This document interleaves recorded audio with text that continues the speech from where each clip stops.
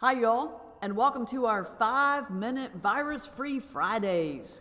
A little pick-me-up right before your weekend where I promise I won't, for 5 minutes, mention the 5-syllable word that starts with corona and ends with virus. So this particular 5-minute virus-free Friday, I want to do something completely shameless. What can I say? I just published my third book, which I just love this book, and it's called Miracle on 31st Street, Christmas Cheer Any Time of the Year, Grinch to Gratitude in 26 Days. And it's a collection of holiday meditations, but intended as evergreen inspiration. And right now, in the middle of this, I can't say that 5-syllable word, but in the middle of this crisis, I can't think of anything more that we need than hope and joy and the ability to see miracles in everyday life. So I just thought I would read a chapter from this book, and it's one of my favorites, and I think it's particularly relevant for right now when we're feeling so much stress and so many responsibilities and so much on us. And this particular chapter I hope you'll enjoy. It's called Lord, I'll Bail the Boat, You Calm the Storm. I'm convinced that the primary goal of every strand of holiday lights is to instigate human fury. I know this from personal experience.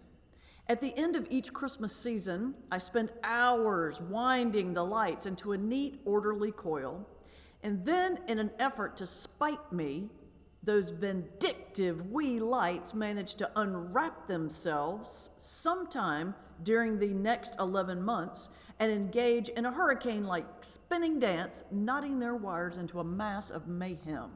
Have you had that experience? I doubt I'm alone in this. Every year on that fateful day in early December, when I reach into the closet to bring down the sack of Christmas lights, I can hear them tittering and giggling in anticipation of my reaction. It's then that I put down the bag and head to the Gospel of Luke to find solace in Jesus' calming of the storm. After a long day of teaching, Jesus and the disciples are in a small boat in the Sea of Galilee. A furious storm blows in, and as the boat begins to swamp, the disciples began to panic.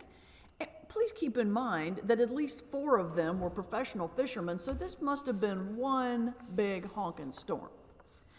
The scriptures don't tell us this specifically, but I imagine that when the boat starts to fill with water, the disciples do the one thing they can: they bail the boat.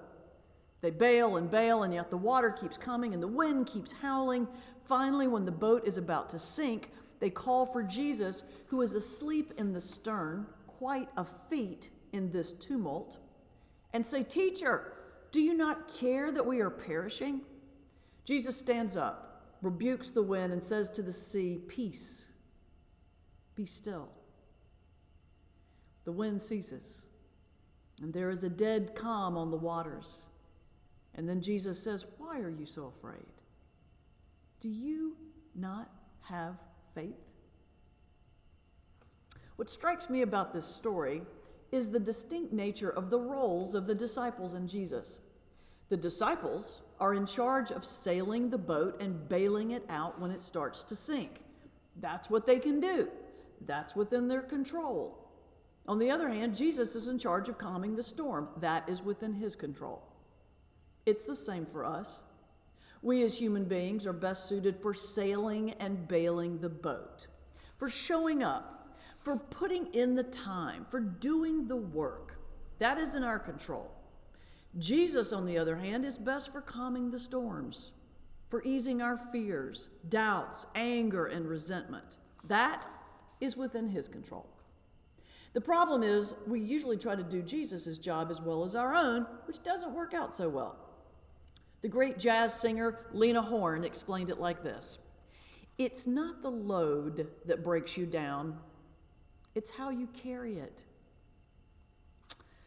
That's why I've now started keeping 2 to-do lists, one for myself and one for Jesus. Here's an example. Let's say you have a medical issue. Your to-do list should be about sailing and bailing the boat, which means doing things within your control, such as going to the doctor, taking your meds, undergoing the necessary tests or treatments. Jesus' to-do list should contain things that you don't do so well, or that aren't in your control, like worrying what tomorrow will bring. Here's another example. Are you anxious about money? Your to-do list is to sail and bail the boat, make a budget, cut down on costs, and pay down or renegotiate your debt. Things to put on Jesus' list: calm the storm of apprehension and ease the stigma of shame. Or maybe you're trying to untangle an unruly gang of Christmas lights. Your list: sit down and unwind the cords. Jesus' list: still the urge to fling them out the window. We all face storms in this life, some on the level of tangled holiday lights, and others existential. Whatever the storms, we must remember that they can be calmed at any time.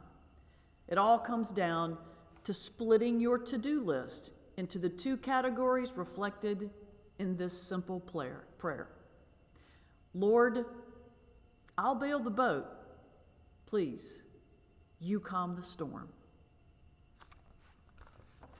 I hope you enjoyed that. I hope that's helpful to you during this time of stress and crises. If you enjoyed that, again, Miracle on 31st Street, it's on sale on Amazon. But most importantly, I hope that offered you a little bit of inspiration, a little insight into how you might get through the stress, unload the burden a little bit, let go of the worry and tension that you feel, and find that you have a partner in this. And it's not you alone, but it's you and God walking through this together. So I hope that you have a good weekend. Most of all, I hope you stay. Wow. You know what? I'm not going to re-record this, so I'm just going to back up and start this again.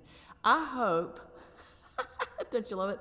I hope that y'all say, stay safe and well. I hope you stay safe and well. And until next time, be blessed. I'll see you next Friday.